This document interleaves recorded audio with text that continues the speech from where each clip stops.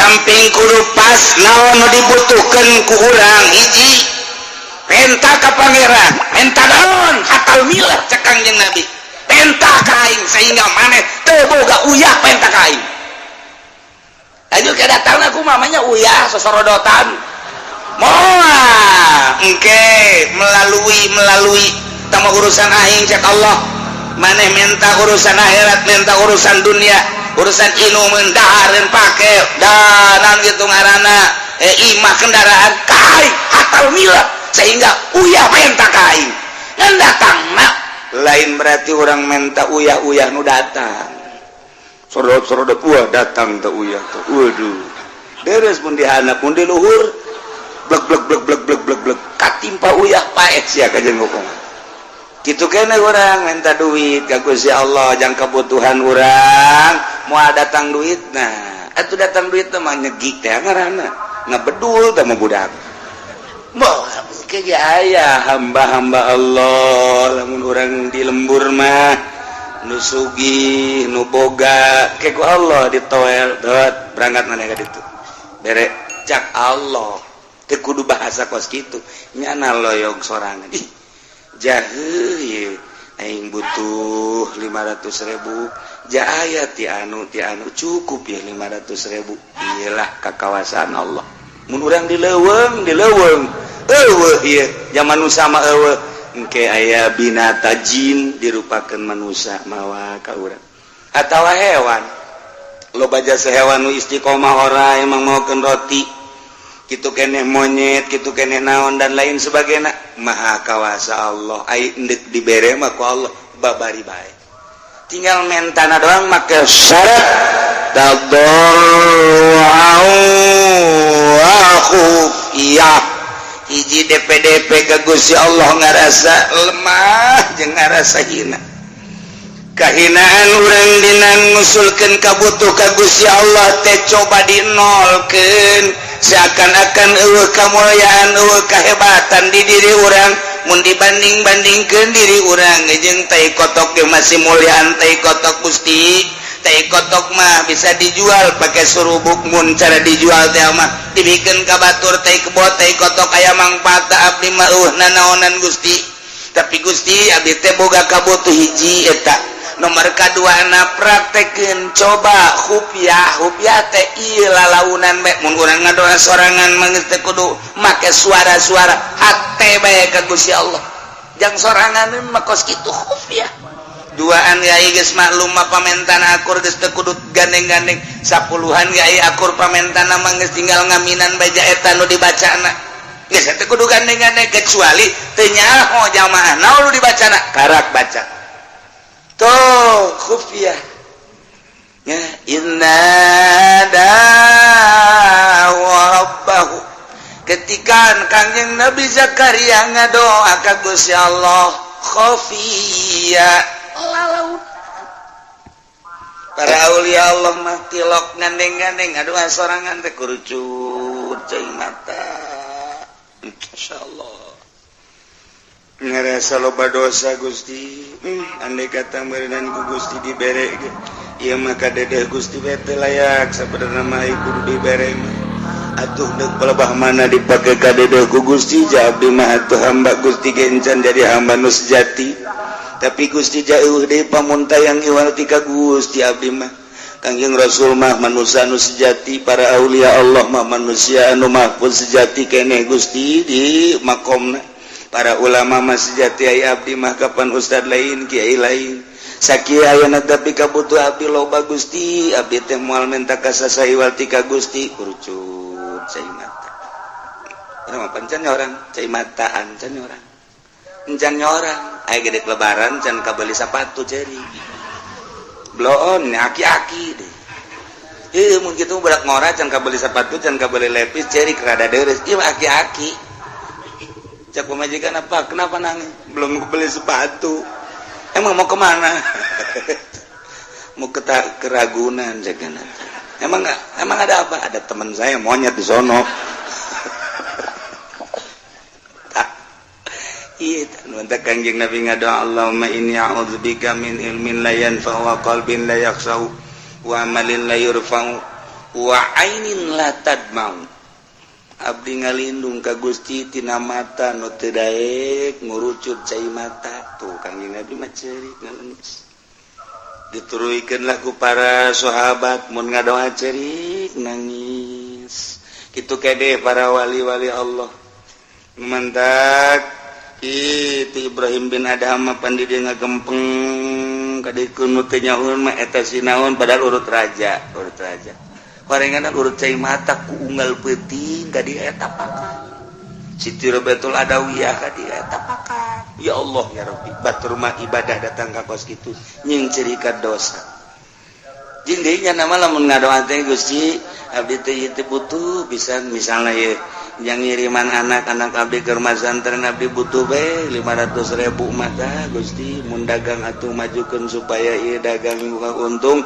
kauntunganna jang anak mun tani kitu keneh kauntunganna jang anak mun bisnis kitu keneh ieu teh jang anak kepentingan Gusti ieu teh tah jang anak keur ngaji jang ngaluhurkeun agama Gusti dibere 500 eprak leuwih 1 juta usul deui ka Gusti Gusti nu si mah abdi butuhna 500 loba teuing nu 500 na ieu dikamanakeun Gusti bebeja deui ja butuhna 500 Pak urang mah lain Pak butuh 500 datang 5 juta tah ieu meuli motor sapeda sabaraha duitnya motor sapeda nu digoes teh emang maksudna kunaon abeh teu meuli bensin teu boga kan bisa digoes eueuh bari mah sepeda motor sepeda mun aya mah laku ngaranna aya deui ge capek urang tah kos kitu tah nah ieu ngadoa ka Allah nah urang ngadoa ya Allah ya Rabbi abdi mah ku butuh-butuhna temen hidup Gusti lah nu penting mah aya napasan bae ajeun potongan mah gendut dan geus kumaha dibere nu gendut ku Allah po Gusti gendut teuing maksudnya ieu mantep gendut teuing abdi rugi Gusti kunaon emang mun naik beca teu mah hiduan jadi kudu 2 beca nyana sabeca abdi sabeca kan hambur ongkos Gusti nu reutik bae lah Gusti ayo bere deui tah eta ulah atuh cak Allah ngadoa deui kae kunyin leutik jasa dibere usul deui ka Allah Gusti leutik teuing emang sia mah benerna cak Allah enta ka Allah tabarru'an wa khufyah kudu make suara-suara adab-adabanana nomor kahiji urang boga wudu nomor kedua urang teh okos salat tahiyat nu bagus macara Kangjeng Nabi Adam okos tahiyat awal cuman ulah didiukan jadi subuh kaluhur ieu tah naon gadampal mun teu bisa sila ileungeunna kaluhur langitkeun ka ditu set lamun urang keur boga kabutuh mah ieu ulah dirapetkeun leungeunna tapi dicarangkeun saeutik ulah carang teuing kieu teuing ulah capek hongko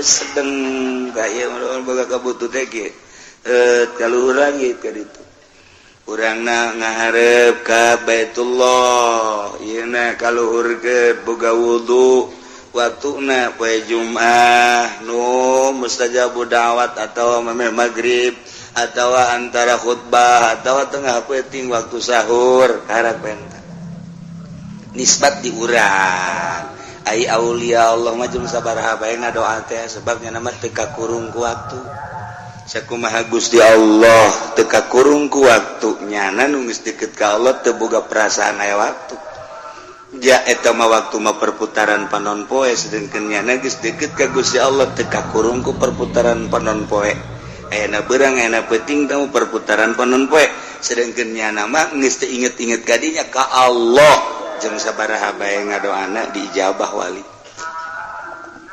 mah kos gitu mantap kaulia Allah mah sanajan boga hadas dijabah bae sebab ruhani nama murni suci pan mau diurus teh ruhani sanajan awakna boga hadas gede tas jimah jeung pamajikanana 3 kali malah majimana wali beuki amat namanya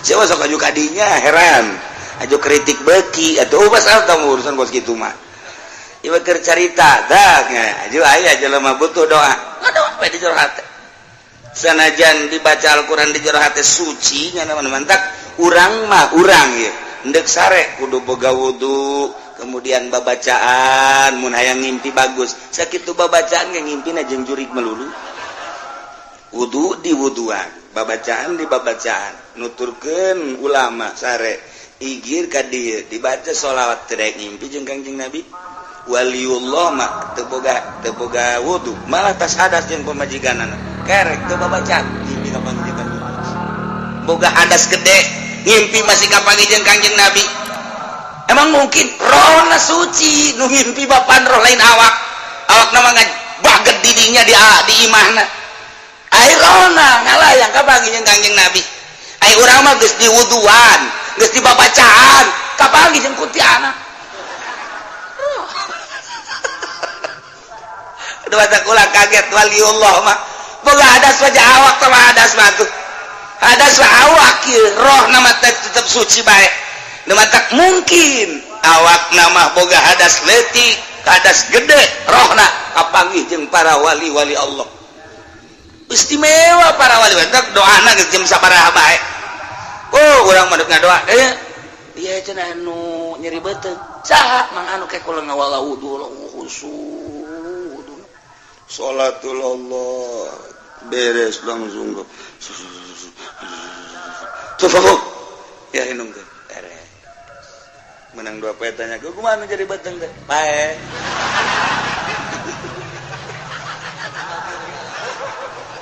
atuh jangan agak tenang atuh geus bae mah geus beres tambah kos kitu insyaallah tambah kos aya jelema anu burut ngeburut nanya ka naon garangan ka kiai kula burut oh babari burut mah kumaha ulasan make cai kalapa make minyak kalapa mengkelti kana kitu kan ulasan sapoe dua poe ulasan bae kitu komo ke tengah poe ulas eta geus diulas ku jana menang saminggu bebeja ke kiai nanya kumaha burut teh diangsongkeun herang kiai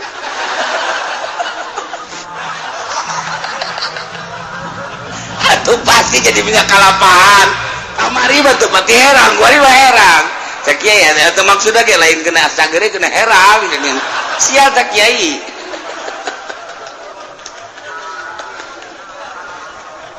ya Allah ya Rabbi aya bae. Nah, coba.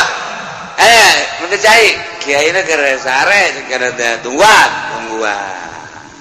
Orenganan jeung pamajikan keluar nya boga hadas gede kan. Naon? Atuh cenah mah aja nyeri beuteung. Oh, beuteung aja. Atuh bacaan aja jeung boga hadas gede ieu. Ya, geus teu make campe teu make naon Gusti mun teh cagerkeun. Nang bae tanyakeun, kumaha cager alhamdulillah tuh. Boga hadas gede. Ngana ngadoana boga hadas gede bae cager. Aya nu pae mah tetep aya sakapeung waktu mah.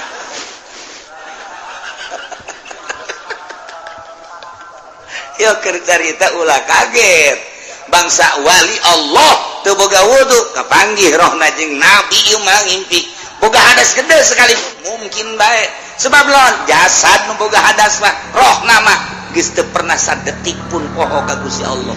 Lancar kapanggih jeung Kangjeng Nabi lancar kapanggih jeung wali ai urang mah diwuduan ku diwuduan ada jaker wuduna ge inget ka Allah keur ngalawuduna ge biasa ai doa mah dibaca disungut Allahumma fajjada masuk Allah maring raita pas kabeungeut na eta karung di mana nya nendena asana nyoap ka jeung hukum mah ih ta budak nendena teu beres mana Allahumma biasa dibaca oh aya asana karung di juru alhamdulillahirabbil alamin coba eta ngadoa inget ka karung cek Allah teh pan sia keur wudu pan wudu teh nang nita aing jadagang karungan dari tita pan ku aing kunaon inget kan lain di tita ku aing awas ya ku aing moal diijabah doana ka jenengan bener bae tilok diijabah doana geus ngabudah kitu teu jenengan mah teu diijabah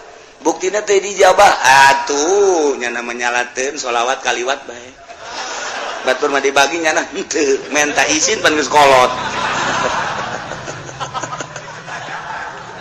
akibat tahu deh eta tadi teh wudu na gitu inget ka Allah tuh komo salat ai walimah keur boga hadas lagi batin hamapan ka Allah teu pernah sadetik pun samenit pokok ka Gusti Allah beda tuh nementak Allah merekon sepudang rabbakum tadarru'an wa khufiyah ngadoa marane kabeh ka Gusti Allah cuman syaratna kudu DPDP ngarasa lemah ngarasa handap ngarasa hina diri orang nundek menta mah memang kudu kitu ka Gusti Allah lamun urang geus ngarasa remah Gusti abdi teh dadamelan Gusti tapi loba kabutuh Gusti abdi teh urusan pamajikan teh jeung urusan anak nyangakeun sadaya-daya ka Gusti ude pamuntayangan warti ka Gusti Allah abdi ge loba anu ngajak maka gunung kawit ya kajam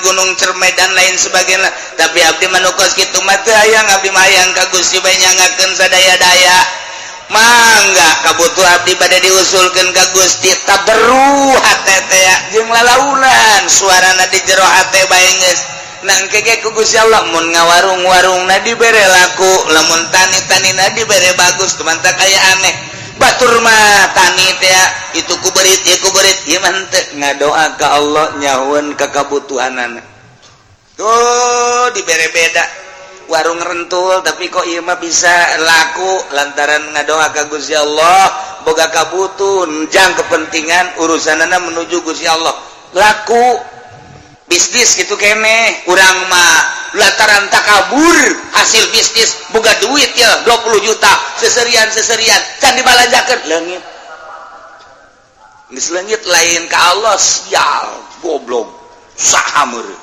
nu nyokot duit 20 juta beak tadi di mana anapun motor nama aya motor deui sarua ye eta teh wakur duit di bawah motor bae eta kos itu geus Masya Allah Ari waliullah malainnya nama satu ketika mawa onta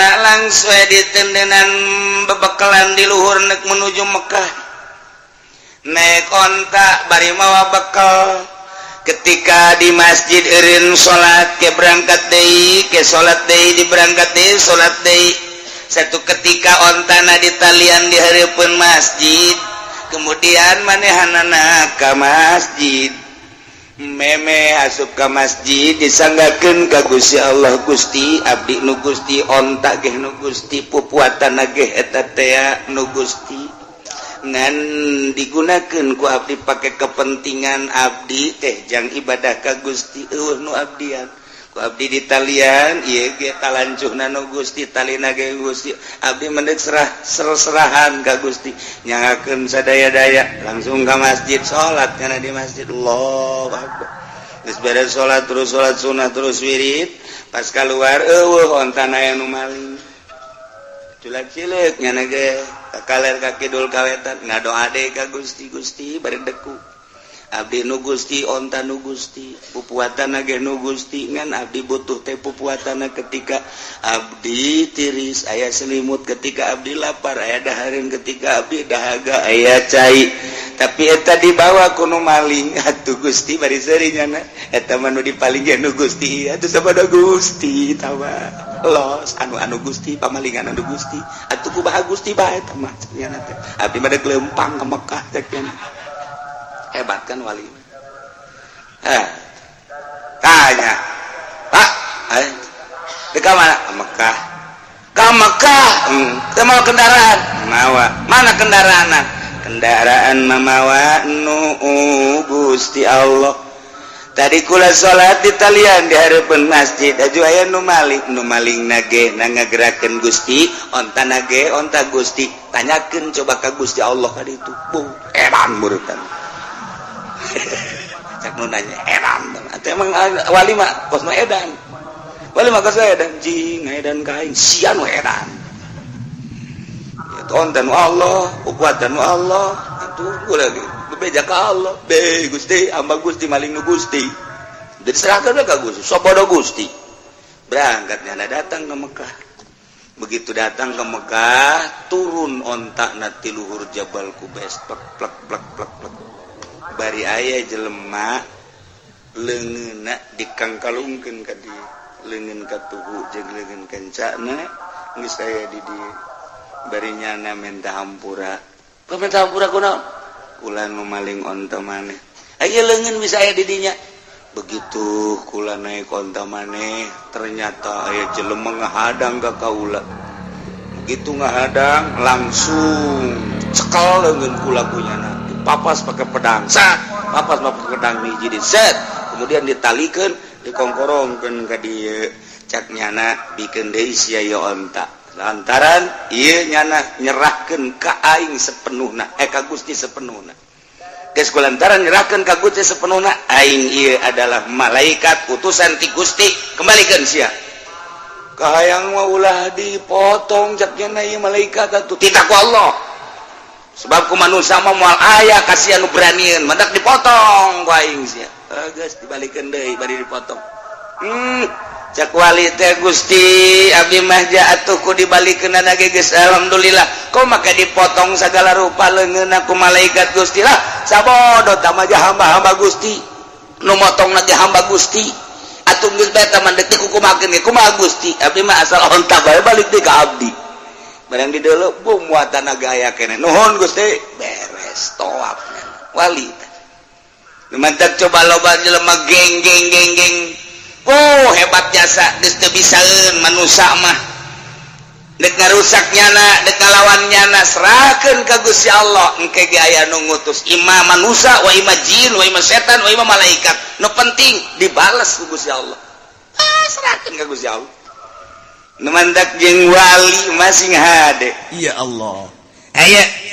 Muhammad benerkeun tuh nu nyembah ka kayu Muhammad benerkeun tuh nu nyembah ka patung benerkeun tuh nu nyembah ka batu benerkeun tuh nu nyembah ka makhluk benerkeun tuh nu nyembah ka dunia benerkeun tuh nu nyembah ka jabatan benerkeun tuh nu nyembah ka derajat benerkeun tuh nu nyembah ka mangsa tetek banget hiji bedakeun Allah teh hiji Allahul ladzi khalaqas samawati wal ard bedakeun dakwah kangjeng ieu tah sapopoena oh Muhammad deuleu kumaneh itu nyingsak awewe mah make pakaianna nyingsak urang Arab teh baheula make pakaianna nyingsak lamun awewe teh kan saukur make ampok-ampok doang terus lalaki kitu keneh jadi narerted ka luhur kadeuleu ping-pingna bujal kadeuleu kos Mesir kan gitu teh uih kadaruluan kabeh Muhammad bejakeun itu tuh ulah kos kitu tuh make aturan-aturan muamalah nak itu kene ulah bangsa nu gagah jadi menang nu kuat jadi dahsyat nu lemah makin lemah kuari aya aturan muamalah bereskeun Masya Allah Kangjeng Nabi titah ngaberesan nu kos karari kuari manu patali heula kana pakaian tah orang jahiliyah teh di mana-mana toab teh sataranjang Muhammad benerkeun coba ge ayatna ya bani Adam khudhu zinatakum inda kulli masjid turunan Adam khudhu copot ku aranjeun jieun ku aranjeun pake ku aranjeun zinatakum pakaian-pakaian aranjeun kabeh zinah mah hiji hal nu dimaksud nama libas berarti ieu teh majaz mursal min itlaqil hal nu diitlaqkeun nama hal zina tingkana tapi nu dimaksud nama libasna tuh ay mayasturu auratakum inda kulli masjidin masjid makan tempat tapi nu dimaksud mah ieu teh salat jadi min itlaqil mahal wa iratil hal berarti kan majaz kene bae sarua jeung kieu bejakeun Muhammad ke umat anjeun turunan Adam ketika deuk salat deuk tawaf khudzu zinatakum pake pakaian nu sesuai jeung aturan ketika deuk salat tutupan aurat lalaki baina surah war rukbah awewe mah sakabehna iwal kafain wal wajh wal kafain bedakan gitu kita ketika toab sarua awet ilal wajah wal kafain lalaki baina surah war rukbah sok tutupan urang dek salat ku ari mah wajib nutupan aurat dalilna ieu dina Al-Qur'an khudzu zinatakum inda kulli masjid tuh jadi nyaho kapan dalilna ku ari mah eta kok bisa jadi kos kitu teh pan khudzu teh fi'il amr kan al amru ma iza utliqa in sarafa lil wujub ila madalla dalil geus bahasa khuzuna di dieu kudu dibongkar deui Imam Syafi'i mah ngabongkar khudzu teh kieu Imam Malik mah ngabongkar khudzu teh kitu urang mah geus tarima asak bae ku ari mah nyaritakeun para imam-imam majapu yang ngaji henteu mondok henteu atuh deuk teu puyeng kumaha atuh aja saminggu sakali ge eta ge sesa atuh heula mun henteu keur ngabesan jang ngabesan mah teu ngararaji bae tetep kitu ge sesa-sesa ge lumayan jang naon ngamahmur-mahmurkeun tukang uduk lumayan ayo kudu zinatakum hese zidah nage nu dimaksudna kapan libas pake ketika urang dek salat itu ukuranna mah baina surah warukbah ulah kadele dengkul ulah kadele bujal dengkul jeung bujal nama tamah lain aurat ngan aurat mal katutupan lamun bujal jeung dengkul nanti katutupan sarua jeung malatimul wajibil bihi bahwa wajibun kos jembatan anu disebut jembatan nama antara sisi ieu jeung sisi ieu bobolong antara sisi ieu jeung sisi ieu eta ngaranna jembatan ngan moal bisa nempel teh jembatan di bobolong lamun teu ngalah ka dieu jadi kudu ngalah ka dieu jang nempelkeun jembatan kitu ge urang nu disebut aurat mah ieu adalah ti bujal ka handap ti dengkul ka luhur ai bujal jeung dengkul nama tu lain aurat ngan eta samping eta baju neuk diteuneun di mana lamun teu ditaekeun ka bujal tuh kasukeun kana male timul wajib bila bipo cak batur hese tah ngaji kos kitu teh geus lah ku hese mah mondok teu naon tuh mana kos kitu tah gaji teh hese tuh geus ieu carita asakna khudzu zinatakum inda kulli masjid ketika dek salat pake eta teh lamun nu boga makan lamun nu boga mah tambahan ku adab-adaban eta teh ngan sakadar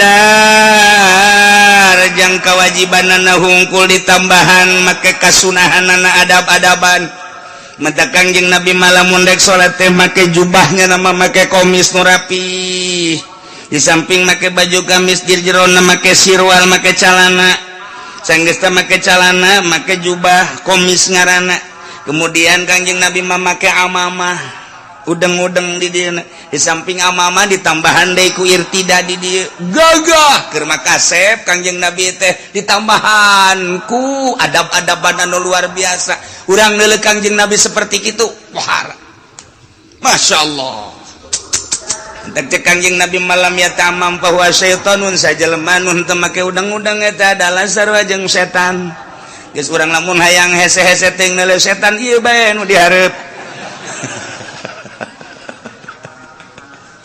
ngan sok aya nu salah kaprah jadi kiai teh kumaha ari deuk ceramah make udang-udang ari rek ngariung make udang-udang ari deuk salat kunaon make rinso kiai penceramah kos gitu. Nah, nu rapi adab-adaban tegep jadina urang kade sunnah tetek itu adab Allahu Akbar kadeuleuna ge saregep padahal majang lalaki mau masalah make hiji samping doang ge samping dikaluhurkeun ka dieu rada dikaluhurkeun ka beuteung geus bae kahandap katutupan geus teu kudu make kaos teu kudu make sorban teu kudu make kopiah jadi bae kos kitu salat kos kitu cenah ieu mah jadi imam saja jadi imam oh masalah jadi sataranjang kalau udah masalah anggaplah di Cirebon lah Kesultanan Cirebon oh masalah ngan teu boga adab geus make adab nu rapi malah kabladeuna mah diatur ku Kangjeng Nabi nu bagus mah hiji pakaianna namun aya manu putih nomor kedua nu bersih ka hiji nomor kedua nu putih lamun eueuh nu putih nu polos lamun teu boga kakarak make nu aya gambar-gambaran kebeneran di dinyana make batik aya semar di sisina aya gareng aya cepot begitu orang salat di tukangannya nah atuh nu kabayang Asep Sunaria. Masya Allah ulah tah itu bagus pakai batik batu mah paranti ka kantor batik anu hajat batik ieu salat mandum nunan ngaranna putih mun aya nu polos rapi khudzu zinatakum inda kulli masjid nalika urang salat berarti make pakaian nutupan aurat wajibna tambahna sunnah. Jadi berarti di dieu teh lain bae sakadar nitah make jang nutupan aurat kulantaran di dieu ditambahan ku adab-adaban ditambahan ku hadis Kangjeng Nabi ku ayana sakitu berarti orang disupri titah nutupan aurat di samping nutupan aurat teh kudu ditambahan ku adab-adaban anu rapi nu mendak aya sahabatna ros ka Kangjeng Rasul cek kata sahabat teh ya Rasulullah atuh urang make jeung rapih-rapih sagala rupa lah sapira di alam dunia ja Gusti teh sok nyaritakeun kitu geus bae meureunan teh kudu rapi-rapi cek Kangjeng Nabi teh innallaha jamilun yuhibbul jamal sanjana Gusti Allah teh maha elok maha bagus yuhibbul jamal resep kanu elok-elok jeung resep kanu jamal-jamal disupri urang da Kangjeng Nabi biasa sok ngaca abeh rapi kadeulina ngan ngacana ulah mohokeun bersyukur ka Gusti Allah kena cilaka ngaca teh jang bersyukur urang dek Jumat sing hade kumis besing ke di dieu aya keneh tulang lah pan bahaya kana mun aya tulangnya na ungas ingus bae ceknya teh bau asin amat orang tulang pan di dieu teh masarua jeung jawara teh ya jawara anu sok galak teh ajunya na dahar barang dahar sorangan bae ja keur ngambek meureunanan tidinya teh jada jeung tembang ai praktek tulang tembang di dieu ngelap dina kumis pan sok bede tai sakieu jawara tuh ngaranna ge kur ngambek bae begitu dek nginum nya hanyir buah dibualangkeun deui nyokot di gelas hanyir deui buah kuna geus 12 kakareknya ngomong ka pamajikanna sia goblok bisa kukumbah acan belas buah hanyir kabeh ngaca coba tangan ke gelasan bersih dia ngaca emang naon eta tulang di kumis di kumis jadi mantap ge lamun deuk salat Jumat ieu kacaan heula daun beusi aya anu nempel di kumis engke pan kudu hanas aing marah cenah geus beak salosin teh gelas mantak ge ka atuh penyakit dibawa ku sorangan tuh masarua bae jeung tukang bas neangan potlot bus kakaler kaki dul bus hese jasa orenganan ditendun di biwi tolol tah tukang bas biasana kan di dieu ye biasana ye di kopeahnya na teh kan ngeunaheun asukeun di mangga eta mah teh ditendun di bibir jadi nyono neangan ka dieu ka ditu neangan ka dieu ka ditu mana cek ieu ka mana mus mamarahan bae rimas geus dibalang-balangkeun cak babaturan neangan naon patlot aya teh di bibir jas teu bareres aya anu pohoan kos itu aya anu poho tambah aya jelema namu sanggeus namu beres terus pamit samasa pamit bener rokok ye rokok itu dengan di asbak kadinya kerarasannya nak karenganan digadiekeun ajunya naon ieu nya ka sapatu beres pakai sepatu rokok nu di asbak teh dicokot dia punya jadi dua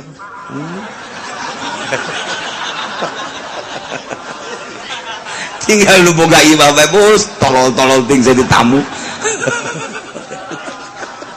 karok-karok lain dibawa ceknya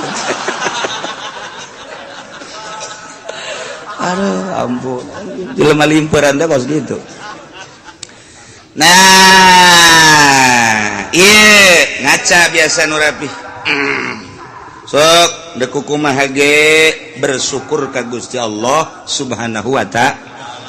Tak Imam Syafi'i lamun deuk Jumat lamun deuk ngajar make bajuna hiji di jero, kadua komis, katilu jubah, tilu langkah. Kitu keneh make amamah, make sorban, make irtida. Jadi gagah kadeleuna teh dek mutus hukum teh. Dalilna ieu kana khudzu zinatakum inda kulli masjid. Nah, gitulah di samping khusus nutupan aurat secara wajib, tambahan adab-adabanana. Dalilna ieu. Malamun teu boga, lamun teu boga mah saaya-aya bae. Kabeneran teu boga sama sekali ieu mah. Teu boga sataranjang eueuh masalah. Salat sataranjang. Ngan ulah berjamaah. Sorangan. Salat teh sorangan di kamar. Allah, sorangan. Antara satarajang ieu masalah teu boga. Jadi lain berarti teu boga jang nutupan aurat, eureun salat teu boga, teu bisa tetep salat. Boga orang pakaian pakai, teu boga sebogana. Teu boga sama sekali samping teu boga calana teu boga sataranja. Bogana ngan seukur ampok-ampok dong, make ampok-ampok. Beres Allah.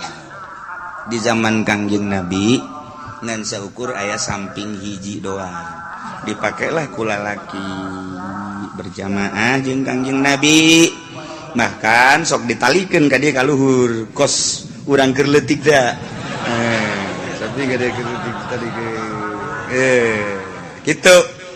Nah, sebab orang Arab mah yang praktis bae Bang Sunang, abeh henteu ieu jadi teu make calan teu make naon ieu bae samping ka dieu. Geus, awewe kan salat tadi tukang. Gitu kan, begitu ruku kana hoe kadarieu. Tararangga. Kangjeng Nabi mah pan aya panonna pan di tukang dihareup Kangjeng Nabi mah. Kangjeng Nabi mah nu di dieu aya panon di tukang ge aya panonan, ngan nu di dieu teu kaciri ku urang. Henteu katingali padahal aya panonan nu batak Kangjeng Nabi mah ningali di tukang bi khalqihi ka amami ruyatin sabatat wala yura asbaulin. Jadi tukang Kangjeng Nabi mah sarua jeung hareup bi khalqihi ka amamin, sarua jeung hareup. Lamun dibuktikan aya panonan Kangjeng Nabi di dieu, nu matak aya nu macem-macem di tukang teh katingali. Nah, begitu Kangjeng Nabi sholat berjamaah jeung para sahabat awewe di tukang balas ruku kan mingsat awewe kana dia kok mah sujud tak sujud kadeuleu. Jadi awewe teh betah di tukang lantaran ya eta lah neleububuahan. Kangjeng Nabi pada sholat langsung teu wiridan deui langsung ceramah.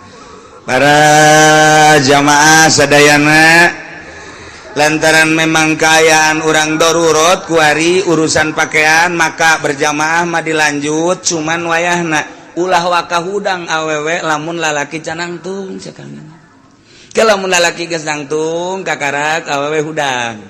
Kitu keneh engke tina sujud ulah waka awewe hudang lamun lalaki can nangtung. Eta awewe sing taraweh. Babaturan kanyawanya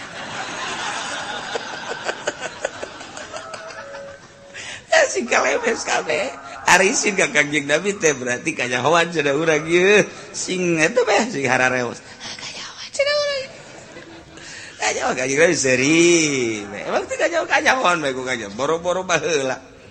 Aya kene Kangjeng sanajan urang kuari ge sanajan urang kuari maca sholawat pan eta hiji sholawat teh hiber ka Kangjeng Nabi. Assalamualaikum ya Rasulullah. Assalam. Abdi sholawat tisaha timangan urang mana urangan. Cak Kangjeng Nabi kok bau ka ambeuna ye. Oh ieu mah sholawat pendopo hampura. Oh, paingan ieu mah. Aya bau-bau bangsa pemerintahan keneh nu sholawat. Tahu. Waalaikumsalam. Ieu sholawat tisaha. Abdi teh kiai anu ieu mah rada seungit ti rada. Oh, tanya ieu mah salat ti loka pendopo nya oh paingan. Beja. Assalamualaikum salam. Sholawat tisaha. Imam seungit amat ke cak Kangjeng Nabi. Kula ka ditu kakalayangan Kangjeng Nabi. Nah, neuleuh. Emang kumaha gitu. mantak kudu dibersihan kita sholawat ya ulah sambarangan Assalamualaikum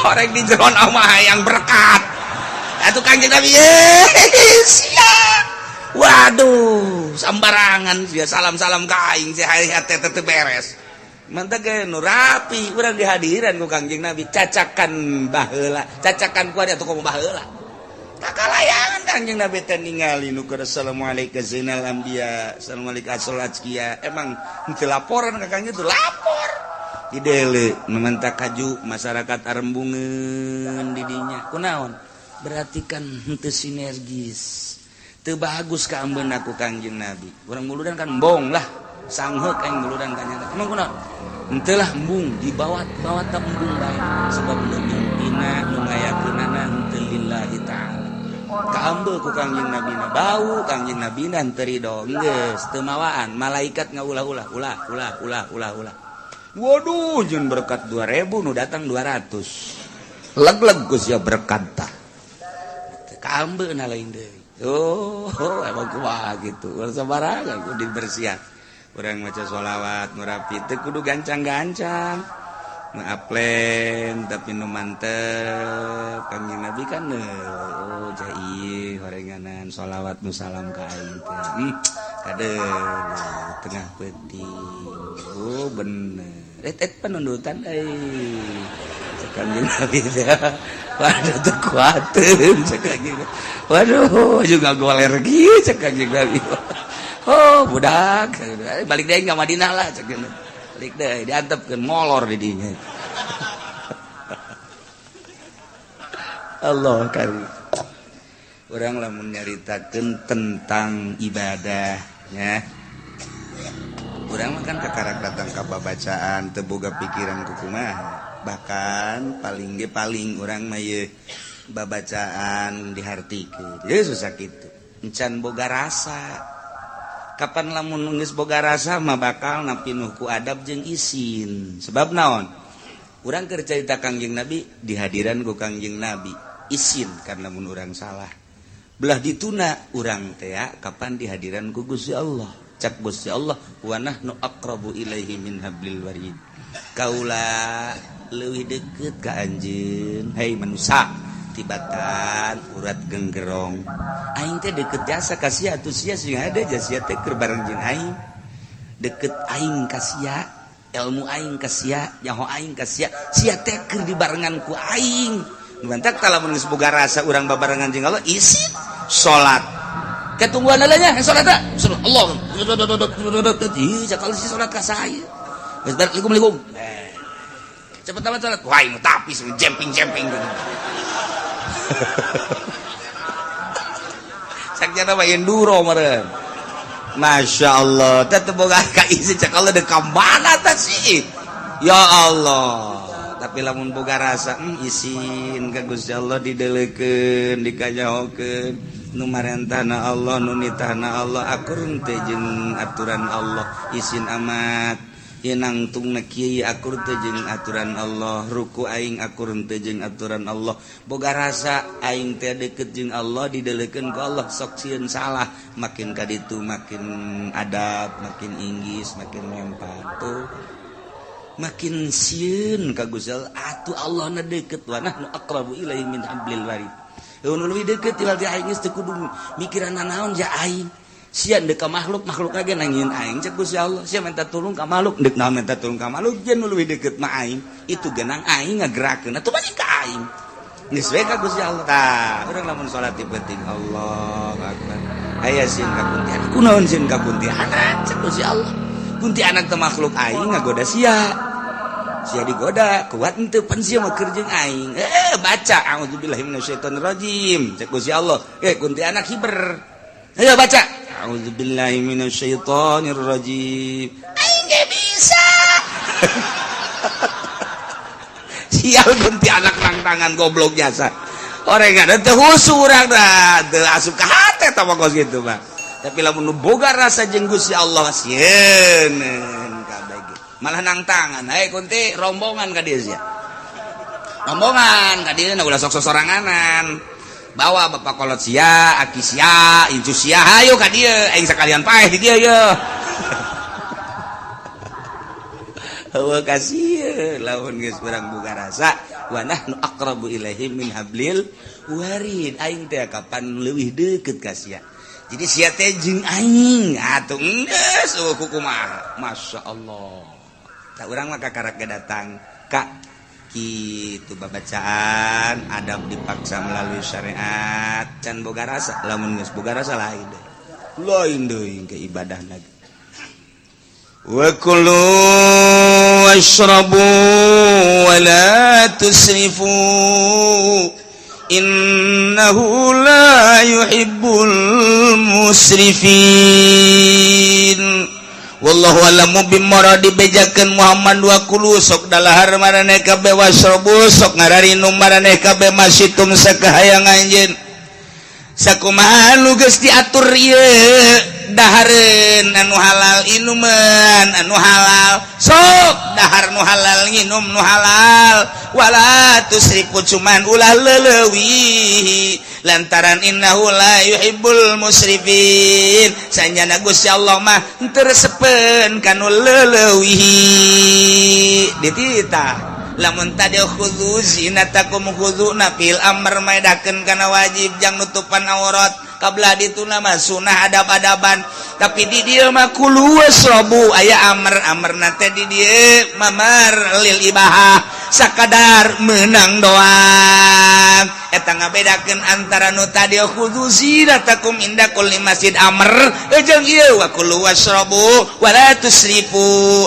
amr keneh tapi penggunaan amrna lain deui nu itu wajib nu ieu mangan ibahah tah jangan lempengkeunana kumaha eta nu hese tuh pasti hese mondok teu ngajem teu teh hese kumaha tuh yang ngadengikeun ke gadengen riweuh eta tah dibongkareun nu kos karetu masyaallah sedengkeun kapan di dieu teh aya huruf atap di dituna khudzu zinatakum inda kulli masjid kadila ya huruf atap wa kulu washrabu wa la tusrifu eta huruf atap teh huruf penghubung antara kalimah nu ieu jeung kalimah nu itu dihubungkeun ku huruf atap ngaranna huruf atap penghubung eta teh aya nu mutlaq jami dan lain sebagainya kok bisa jadi beda lu tadi mah kapan jadi wajib lu ieu mah kok jadi ibahah ieulah nu koleng masyaallah jekuna tuh kumatin geus eta kudu dibaca hese puyang nama kos itu mah eta mah kudu nurun-nurunkeun kitab janggotan emang aya kitab janggotan nu jelema make janggotan tuh kitab deui sarua hese ya cerita hasil mana aji bela sek silahkeun dahar hek silahkeun nginum sakayang anjeun asal halal jadi dititah dahar jeung nginum teh dititah ku Gusti Allah lantaran memang geus jadi adat kekuatan manusia teh ku Gusti Allah geus dibagi-bagi aya nu kekuatan dahar jeung nginumna teh kuat samingguan sakali dahar saminggu aya nu kuat 5 poin sakali dahar 5 poin aya nu kuat 3 poin sakali dahar 3 poin aya nu kuat sapoe sapetingan sakali dahar aya nu kuat sakali dahar genep jam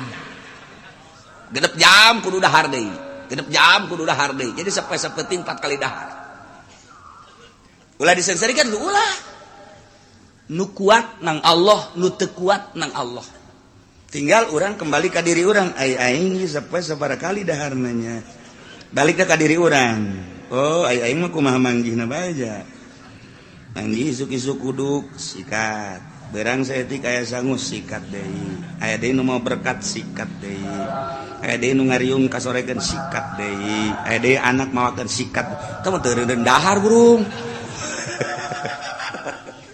kulu wasrabu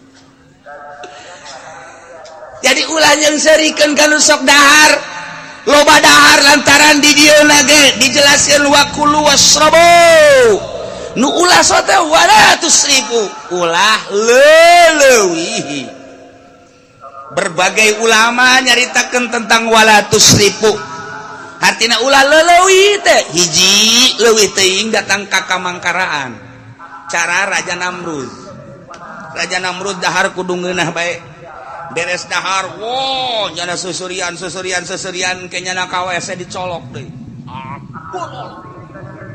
utah ka istirahat sakedeung dahar deui susurian kayak menang bangsa saparapat jam 20 menit colok deh. Jadi hayang dahar bae blon eta pangeran Raja Namrud teh jadi ngaku pangeran. Nah, kos kitulah Raja Namrud. Ieu Isrop ngaran. Atawa Isrop teh hukum mustahil ngadahar sakumaha ka hayang urang. Ieu hayang caplok, ieu hayang caplok, ieu hayang caplok. Aya seubeuh napa seubeuh ngan sakumaha kayang diturutkeun eta ge Isrop. Sarua bae. Kuduna kumaha? Sederhana. Bagi tilu cek Kanjeng Nabi urang. Kok kosong beteung teh bagi tilu sasulus jang dahar.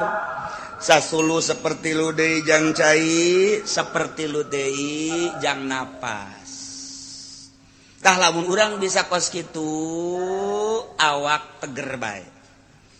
Awak sehat bae. Bagi tilu ye awak ye beuteung. Saperti lu jang dahar, saperti lu jang cai, saperti lu kosongkeun. Urang mah eueuh kok kosong datang ka. Eta kadi. Malah mah dahar teh aduh budak turun heula digejlug usakumaha karunggoni.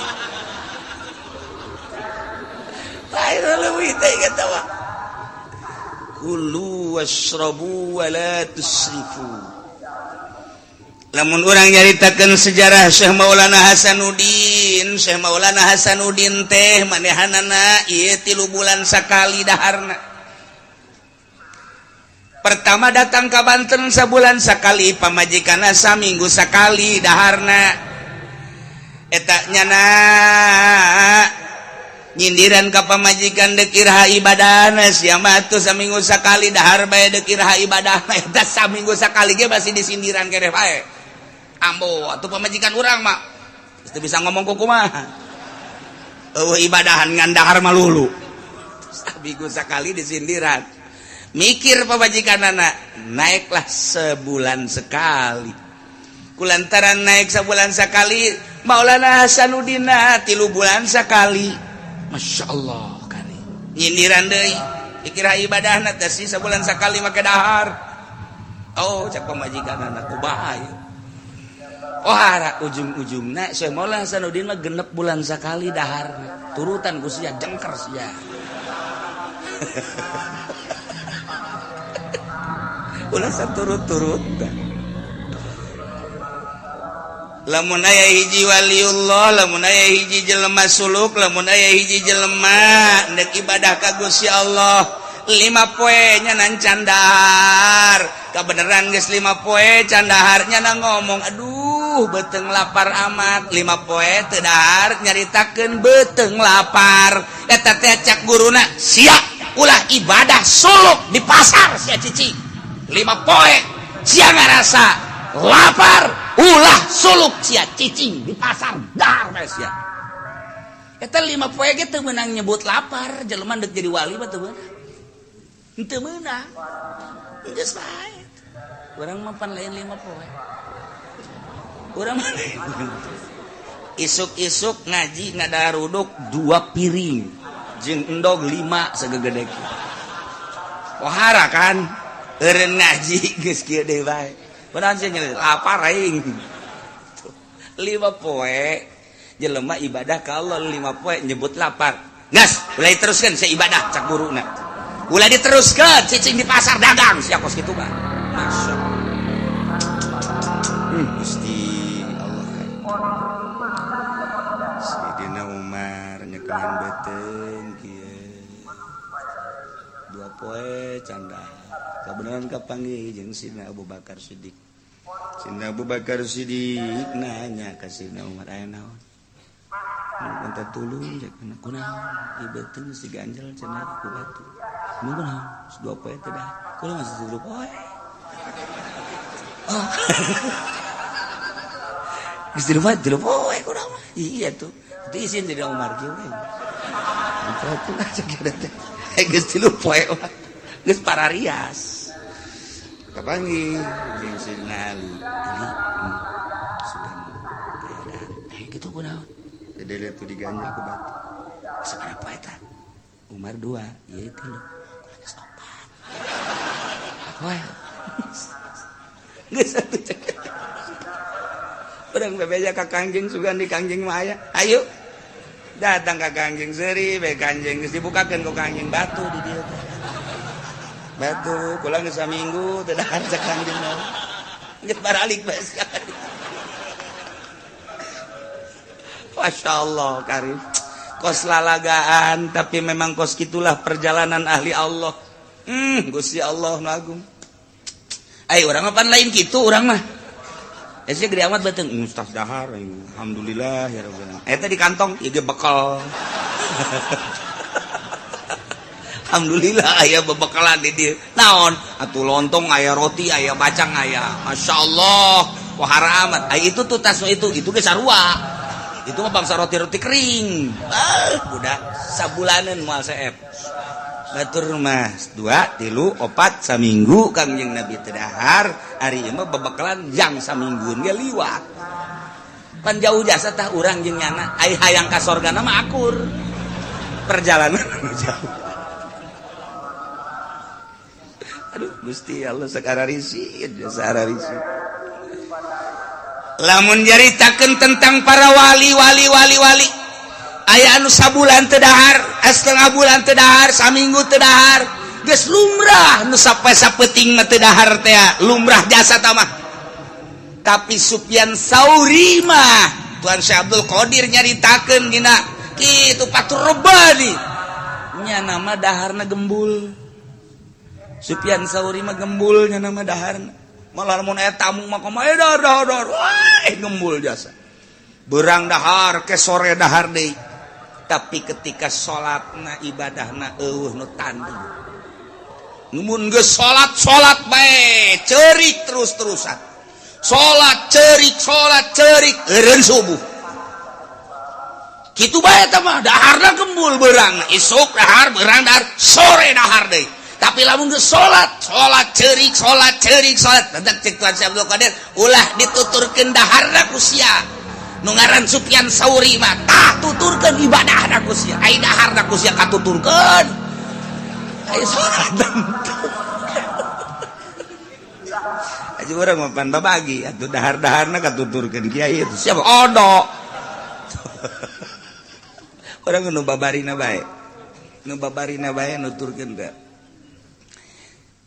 Kasimpulanna nama nu jelas mah urang ulah ujub, urang ulah suuzon ka batur. Endek dahar bae, endek biasa bae, endek eta mah urusanna urusan kebiasaan. Nu penting ibadah, ta'alluqna qalbu ka Gusti Allah. Nah, nu mantak aya kiai teu naek-naek.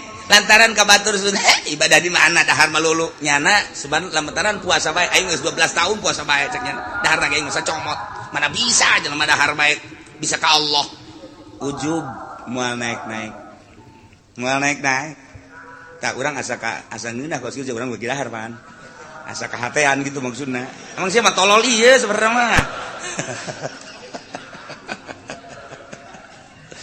Itu geus dibabagi. Nah, kulu silahkan dahar nu halal, wasrobu silahkan minum nu halal masyitum sakahayang anjeun, cuman wala tusrifu ulah israf ulah leulewihi.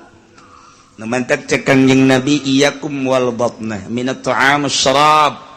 Sing hade maneh ulah seubeuh teuing dahar ulah seubeuh teuing nginum cek Kangjeng Nabi. Fa innaha mufsidatun lil jasad murisatun lis saqam mufsidatun anis shalah.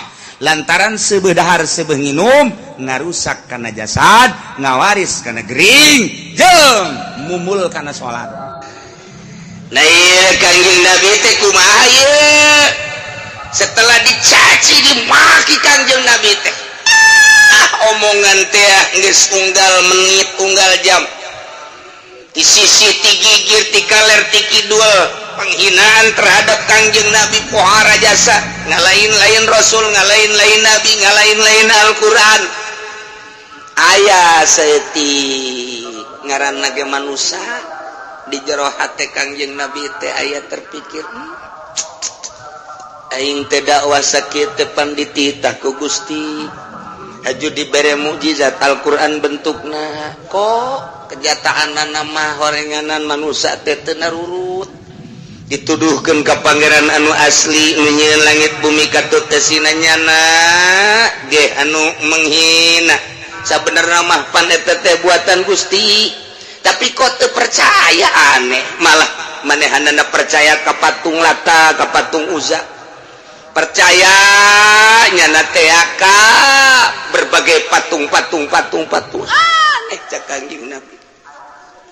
Kangjeng Nabi berpikir kos itu tulung Allah ngiriman ayat melalui malaikat Jibril alaihis sebagai tasliyah pangbeberah jeung pangbubungah ka Kangjeng Nabi turunlah ayat ini wa kadzalika ja'alna likulli nabiyyin aduwwa Allah alam bimara disampaikan Jibril kakak kasih kaula nu ngaran Muhammad bejakeun wa kadzalika kitulah sakumaha kamari dijelaskeun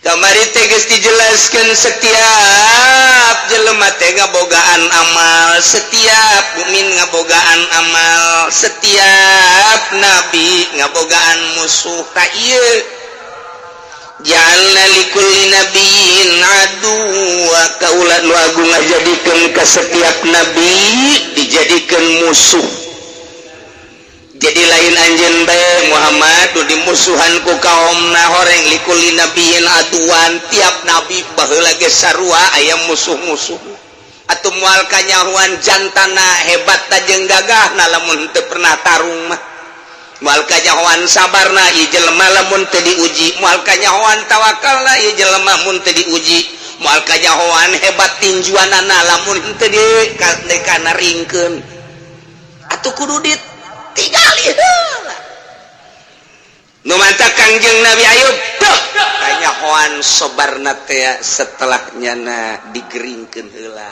ku Gusti Allah kayawan hebat Kangjeng Nabi Musa Harun jeung Firaun berikut rakyatna kayawan Kangjeng Nabi Ibrahim hebatna lantaran boga musuhna Namrud beserta kaumna dibeuleum Kangjeng Nabi Ibrahim alaihi salam kayawan hebatna Kangjeng Nabi Ibrahim teh ketika deuk dibeuleumna kayawan istimewana Kangjeng Nabi Yusuf ketika dileutik diasupkeun ka sumur dibalangkeun ku dulurna eta ketika Kangjeng Nabi Yusuf dibalangkeun ka sumur ku dulur-dulurna kumaha teh Kangjeng Nabi Yusuf teh belu ka dulurna coba kaistimewaan Kangjeng Nabi Yusuf dasar dijadikeun jelema leur dulurna ngabalangkeun ka dirina ngabunuh tatepan maksudna apa aya nyungkelik di hatena ka dulur kan henteu urang mah pan ka karakter ditanya bae ku dulur teu ditanya urang teu ditanya nyaho teu neuleuh nyaho kumangan teu ditanya doang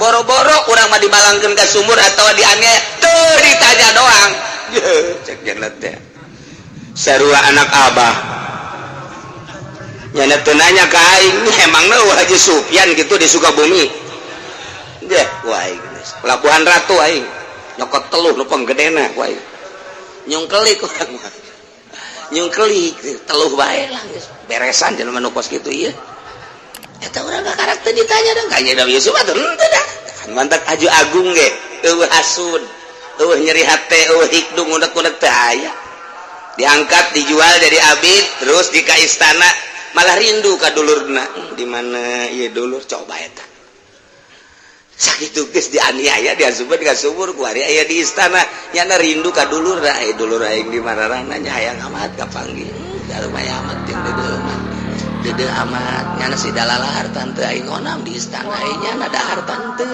karunya amat mana aya jelema dianiaya aju kos kitu tuh kayahoan hebat teh pan kos kitu tah ya Allah ya Rabbi Masya Allah matak hese jasa jelema hayang hebat ulah tapi jelema eta aya bae nu hebat nu mantak hebat lantaran boga pagawean nu hebat leuwih tibatan batur hayang hebat mah cilaka lantaran direka tapi ketika Allah deuk ngangkat hebat teliti aya naonan di dirina ternyata boga pagawean anu hebat naon hatena ka Allah bae nah ilah Kangjeng Nabi teh ya ku Gusti Allah dibere wawasan ke tukang Muhammad sareng gitu anjeun dianiaya ku kafir Mekah ngamusuhan umat anjeun teh ulah nyeri hate lantaran nu kamari ieu Nabi Isa meme anjeun teh kapan dianiaya sampaikan kalamun teh amah terbukti pan disalib Kangjeng Nabi Isa teh ngan Kangjeng Nabi Isa na beda angkat ka luhur langit tapi pan cukup penganiayaan mah penggerbegan terhadap Isa penganiayaan terhadap Isa para ku umat nak lain anjeun bae Muhammad Nabi Musa dek dibunuh kapan ku Firaun teh terus diteangan ku Firaun teh sampai diudag dimusuhan berarti Nabi Musa lain anjeun bae Muhammad dimusuhan ku kaum teh Musa nu sakitu gagahna tetap dikejar ku Firaun Nabi Ibrahim keturunan anjeun Muhammad tetap bae dianiaya ku Raja Namrud dibeureum umat kabeh nya tujuan ka keputusan Raja Namrud beureum eta nu ngaran Ibrahim lain anjeun bae nu dianiaya Yunus diusir ku kaumna datang ka naik kapal digejeburkeun karena dianiaya ku kaumna teh Musa eta Muhammad tenang kakara Kangjeng Nabi ijah senang tah hate teh neuleuh ka ditu teh senang Masya Allah ya kos calon lurah aya 12 belum amat loba amatnya aya 12 teh calon lurah apa nu menangna mah tah hiji tah ulah cerik tanu eleh ulah cerik begitu aing eleh situ ge eleh teu tenang bae kalem bae malah tah lamun 12 pan nu menang nu isin nu eleh loba baturna tah mah eta nu baheula situ ge baheula menang situ eleh dia teh aing ge eleh bae geus ulah sedih ulah naon jadi tenang ka urang mah tuh jadi baheula lagi karari itu ieu ku ari kiai teh kiai tak kiai dianiaya ku kaumna mimiti diaromongkeun ku kaum sekitarna teh diondang ngariung ulah diondang ge eta mah geus ulah berekatna bae deureus berekatna mah aya diondang mah teu deureus keneh kabelah dieuna mah aya nu ngahasudan geus lah undang ulah berekatan ulah di padeta kokolot kos kitu galak ngeunaan ceulina wang-wingwang segala ngadu kotok diulah ngadu gaplek segala diulah kredit segala diulah enggak undang ulah berkatan ulah geus tak ji aing sih salah naon cak kiai teh kok jadi kos kieu tah mulai guys salah jana jadi imam bae dedehem bae masyarakat dipane dedehem malah mah diturunkeun nya jadi khotib da turun demo sakumaha demo ka DPR eta teh biasa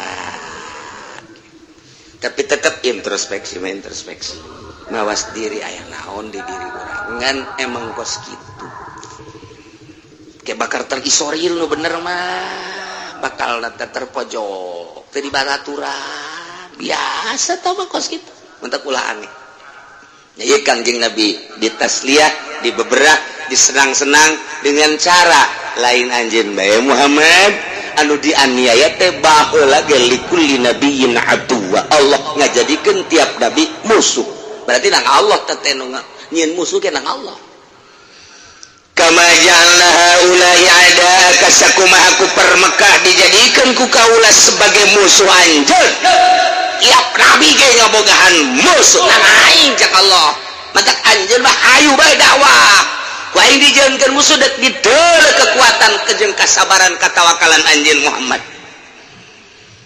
dijadikeun musuhna ku Gusti Allah teh bentukna teh syayatinal insi wal jin nyaeta eta setan-setan anu berjenis manusia jeung setan-setan anu berjenis jin